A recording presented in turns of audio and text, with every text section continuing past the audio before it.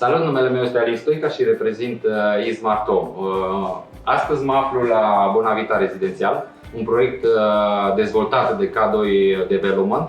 Ne bucurăm că suntem aici și împreună am putut dezvolta un sistem de casă inteligentă, un sistem Smart Home Ready, cum îl numim noi.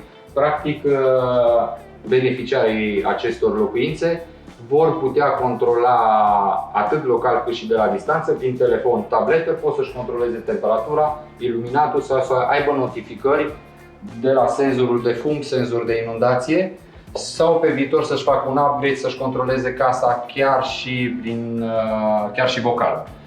Pot să deschidă poarta de la intrare, ori putea să controleze irigatul, deci toate acestea le pot controla doar printr-o aplicație de pe telefon.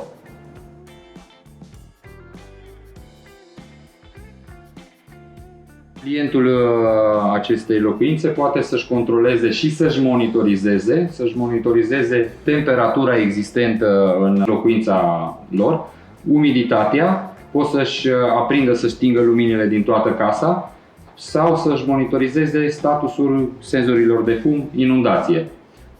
Poate foarte simplu să intre în zona de living, în cazul nostru, în momentul de față, și poate să vadă că este o temperatură de 24 de grade actual și o umiditate de 49%. Foarte bine, pot să-și controleze și local de pe termostat, pot să-și controleze temperatura, să coboare, să urce temperatura. Același lucru poate să-l facă chiar și din aplicație de pe telefon.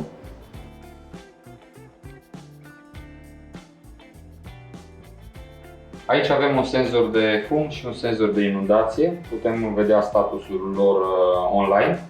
În momentul de față putem face o simulare de inundație. Luăm un senzor de inundație și îl punem în ghiuvetă și dăm drumul la apă.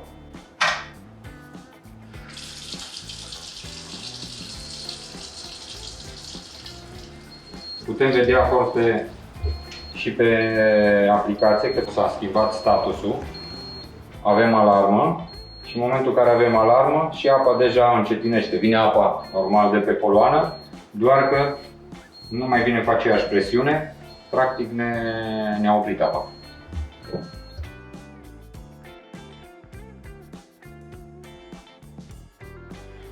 Avem senzorul de fum, instalat în general în zonele în care se gătește, în apropierea cuptorului. El este responsabil să vă anunțe în momentul în care s-a detectat fum în încăpere. Are diferite trepte de sensibilitate, de la un fum de țigare foarte fin până la un fum dens de cuptor.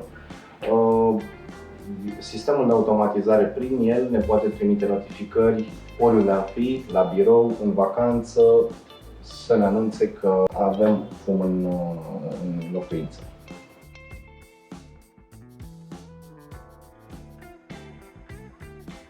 Odată finalizată instalarea sistemului de automatizare, începe etapa de configurare a sistemului. Etapa de configurare constă în parametrizarea tuturor dispozitivelor, ca toate luminile și toți senzorii să funcționeze optim în casă, și partea de scenarii. Scenariile ajută la confortul casei și la personalizarea casei dumneavoastră. Să vă dau un exemplu de un scenariu de plecat de acasă sau chiar plecat în vacanță. Putem crea un scenariu de simulare de prezență, undeva pe la ora 8 seara se aprinde lumina în living, pornește televizorul, pe la ora 10 se aprinde lumina în dormitor, se stinge parterul. Simulăm prezența dumneavoastră în casă.